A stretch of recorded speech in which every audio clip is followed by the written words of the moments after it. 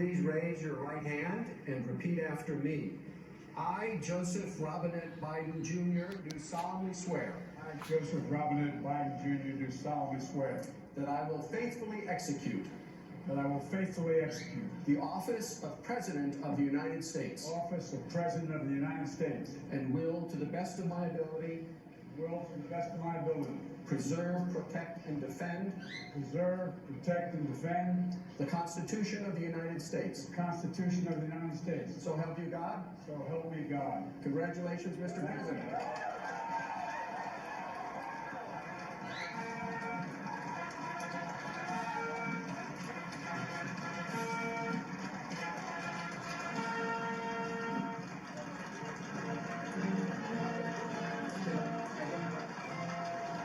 Woohoo! Biden.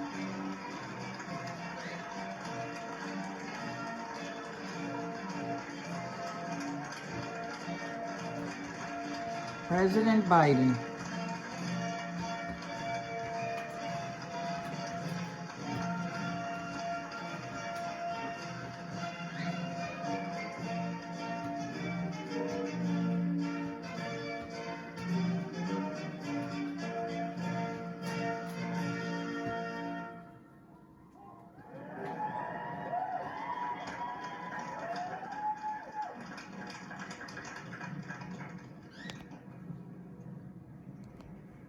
Ladies and gentlemen, please be seated.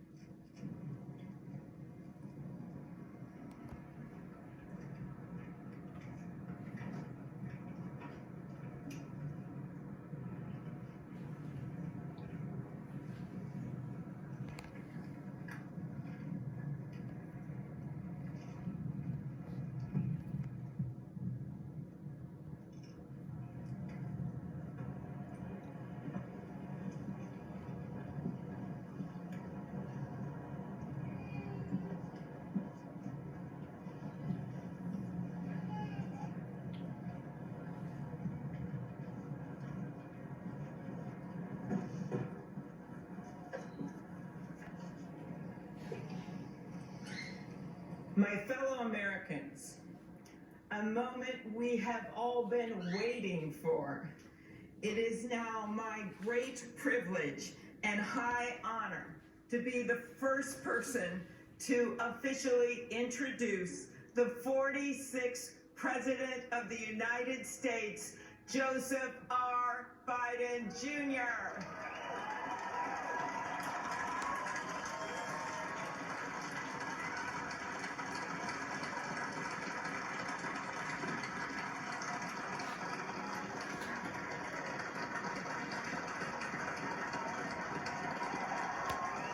Woohoo!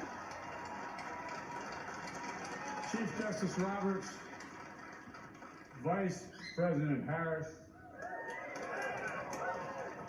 Speaker Pelosi, Leader Schumer, Leader McConnell, Vice President Pence, my distinguished guests, my fellow Americans.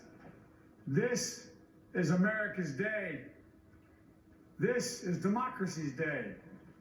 A day of history and hope, of renewal and resolve. Through a crucible for the ages, America has been tested anew, and America has risen to the challenge. Today, we celebrate the triumph not of a candidate, but of a cause, the cause of democracy. The people, the will of the people has been heard, and the will of the people has been heeded. We've learned again that democracy is precious. Democracy is fragile. And at this hour, my friends, democracy has prevailed. So now, On this hallowed ground where just a few days ago, violence sought to shake the capital's very foundation, we come together as one nation, under God, indivisible, to carry out the peaceful transfer of power as we have for more than 2 centuries. As we look ahead in our uniquely American way, restless, bold, optimistic, and set our sights on a nation we know we can be and we must be. I thank my predecessors of both parties for their presence here today. I thank them from the bottom of my heart. And I know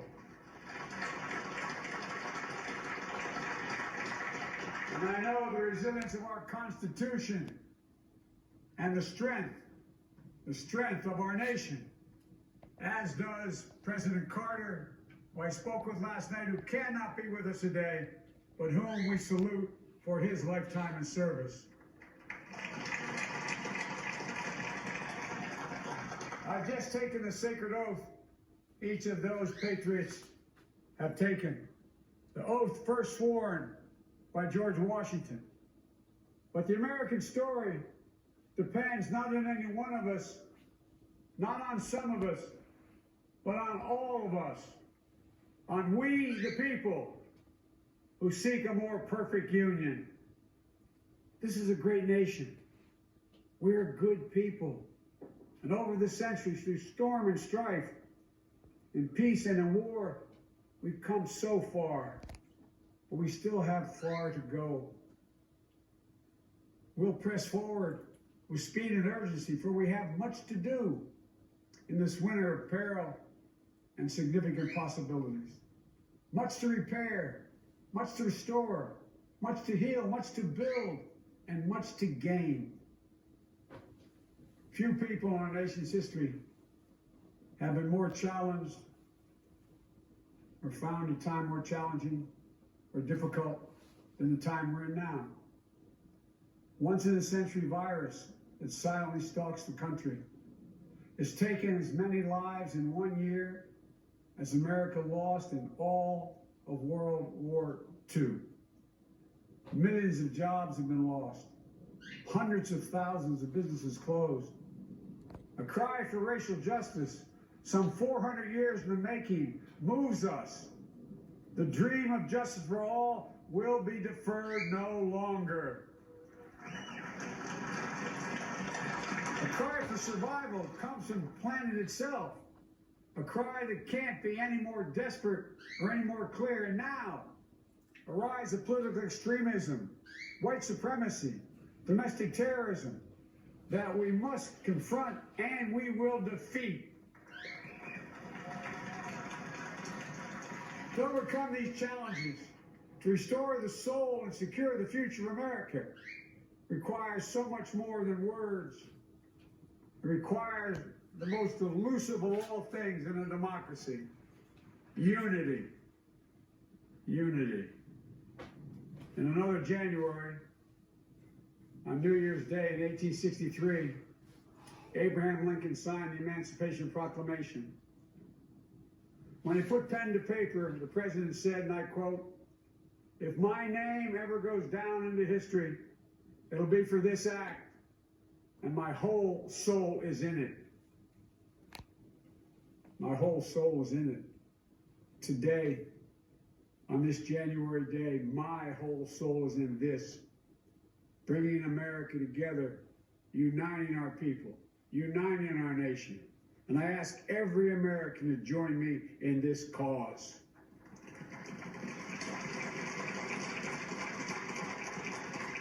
Uniting to fight the foes we face: anger, resentment and hatred, extremism, lawlessness, violence, disease, joblessness, and hopelessness.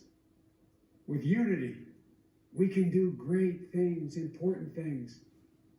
We can right wrongs. We can put people to work in good jobs. We can teach our children in safe schools. We can overcome the deadly virus. We can reward work and rebuild the middle class and make healthcare secure for all. We can deliver racial justice, and we can make America once again a leading force for good in the world. I know speaking of unity can sound to some like a foolish fantasy these days. I know the forces that divide us are deep and they are real. But I also know they are not new. Our history has been a constant struggle between the American ideal that we're all created equal and the harsh, ugly reality that racism, nativism, fear, demonization have long torn us apart. The battle is perennial, and victory is never assured. Through Civil War, the Great Depression, World War, 9/11, through struggle, sacrifice, and setbacks, our better angels have always prevailed. In each of these moments, enough of us have come together to carry all of us forward. And we can do that now. History, faith, and reason show the way of unity. We can see each other not as adversaries, but as neighbors. We can treat each other with dignity and respect. We can join forces, stop the shouting, and lower the temperature.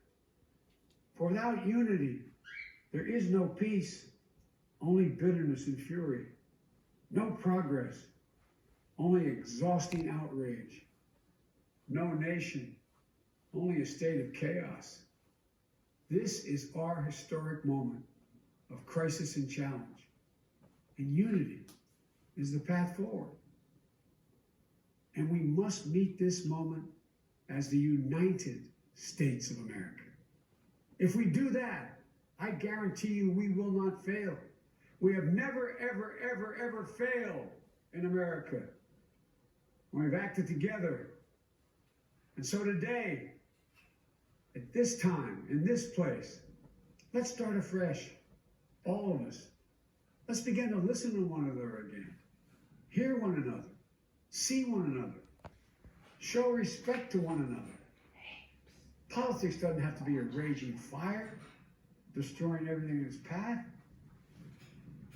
Every disagreement doesn't have to be a cause for total war.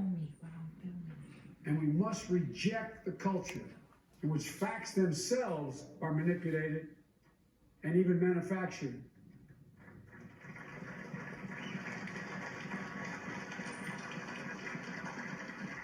My fellow Americans, we have to be different than this. America has to be better than this. And I believe America is so much better than this. Just look around. Here we stand in the shadow of the Capitol Dome, as was mentioned earlier, completed amid the Civil War, when the Union itself was literally hanging in the balance. Yet we endured. We prevailed. Here we stand, looking out on the great mall where Dr. King spoke of his dream. Here we stand where 108 years ago, at another inaugural, thousands of protesters tried to block brave women marching for the right to vote. And today, we mark the swearing in of the first woman in American history elected to national office, Vice President Kamala Harris. Don't tell me things can't change. Here we stand, across the Potomac from Arlington Cemetery, where heroes who gave the last full measure of devotion rest in eternal peace. And here we stand, just days after a riotous mob thought they could use violence to silence the will of the people, to stop the work of our democracy, to drive us from this sacred ground. It did not happen. It will never happen. Not today, not tomorrow, not ever. Not ever.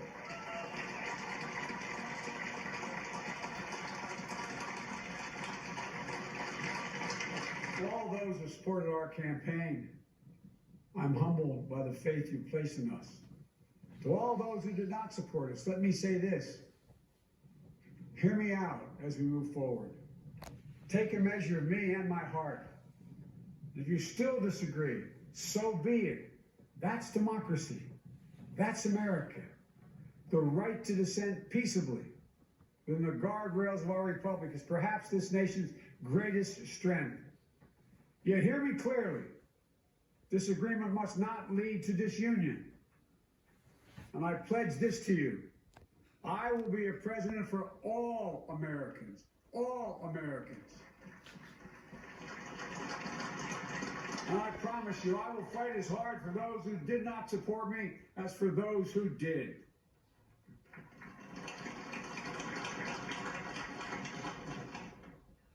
Many centuries ago, St. Augustine, a saint in my church, wrote that a people was a multitude defined by the common objects of their love. Defined by the common objects of their love. What are the common objects we as Americans love that define us as Americans? I think we know. Opportunity, security, liberty, dignity, respect, honor, and yes, the truth. Recent weeks and months have taught us a painful lesson. There is truth and there are lies. Lies told for power and for profit. And each of us has a duty and a responsibility as citizens, as Americans, and especially as leaders. Leaders who have pledged to honor our Constitution and protect our nation, to defend the truth and defeat the lies. Look, I understand that many of my fellow Americans view the future with fear and trepidation. I understand they worry about their jobs. I understand, like my dad, they lay at bed at night, staring at the ceiling, wondering, can I keep my health care? Can I pay my mortgage? Thinking about their families, about what comes next. I promise you, I get it. But the answer is not to turn inward, to retreat into competing factions, distrusting those who don't look like you, or worship the way you do, or don't get their news from the same sources you do. We must end this uncivil war that pits red against blue, rural versus urban, conservative versus liberal. We can do this if we open our souls instead of hardening our hearts, if we show a little tolerance and humility, and if we're willing to stand in the other person's shoes, as my mom would say, just for a moment, stand in their shoes. Because here's the thing about life. There's no accounting for what fate will deal you. Some days, when you need a hand. There are other days when we're called to lend a hand. That's how it has to be. This is what we do for one another. And if we are this way, our country will be stronger, more prosperous, more ready for the future. And we can still disagree. My fellow Americans, in the work ahead of us, we're going to need each other. We need all our strength to persevere through this dark winter. We're entering what may be the toughest and deadliest period of the virus. We must set aside politics and finally face this pandemic as one nation. One nation. And I promise you this, as the Bible says, weeping may endure for a night, but joy cometh in the morning. We will get through this together. Together. Look, folks, all my colleagues I serve with in the House and the Senate up here, we all understand the world is watching all of us today. So here's my message to those beyond our borders. America has been tested, and we've come out stronger for it. We will repair our alliances and engage with the world once again. Not to meet yesterday's challenges, but today's and tomorrow's challenges. And we'll lead not merely by the example of our power, but by the power of our example.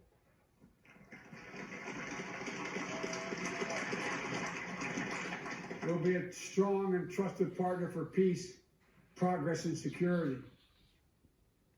Look, you all know we've been through so much in this nation. And my first act as president, I'd like to ask you to join me in a moment of silent prayer. Remember all of those who we lost in this past year to the pandemic. Those 400,000 fellow Americans, moms, dads, husbands, wives, sons, daughters, friends, neighbors, and co-workers. We'll honor them for becoming the people and the nation we know we can and should be. So I ask you, let's say a silent prayer for those who've lost their lives and those left behind, and for our country.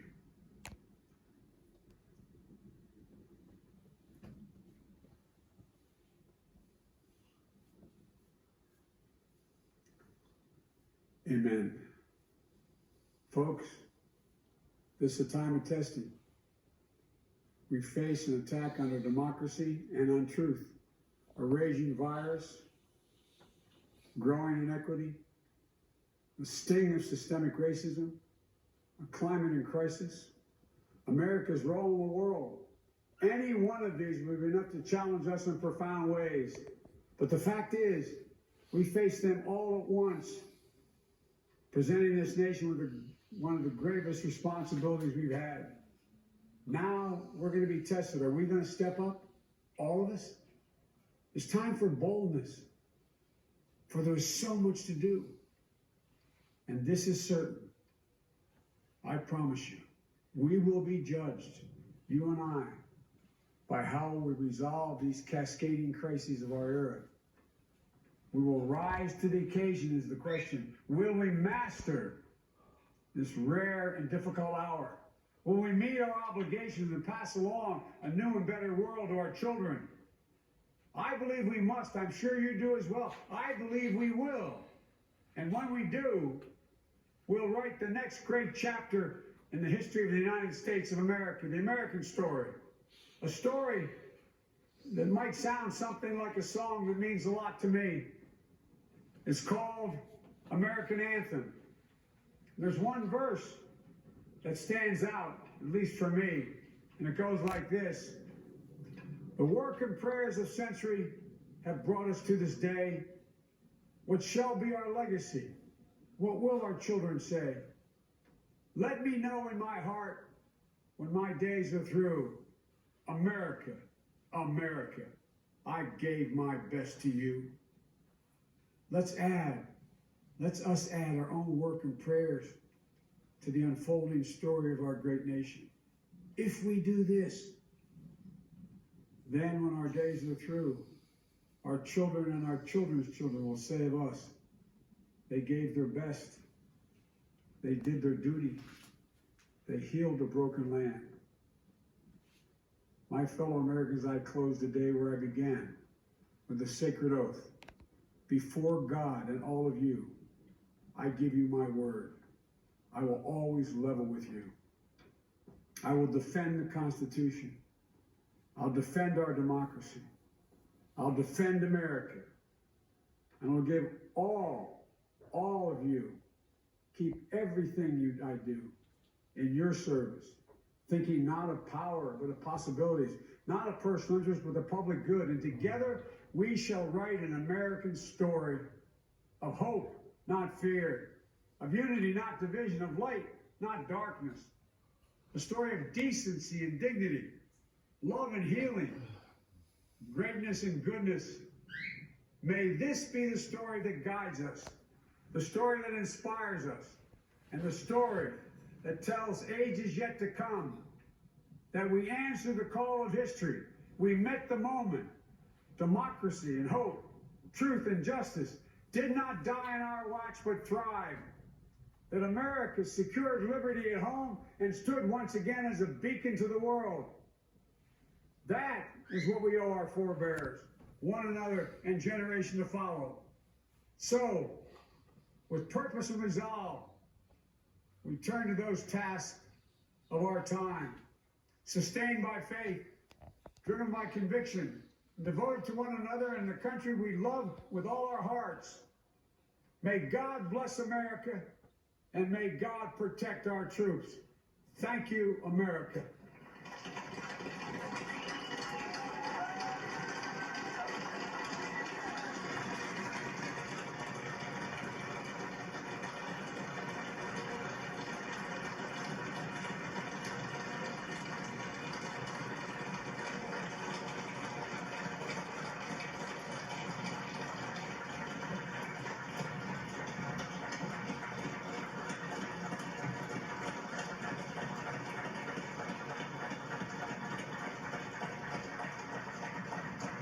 Ladies and gentlemen, please be seated.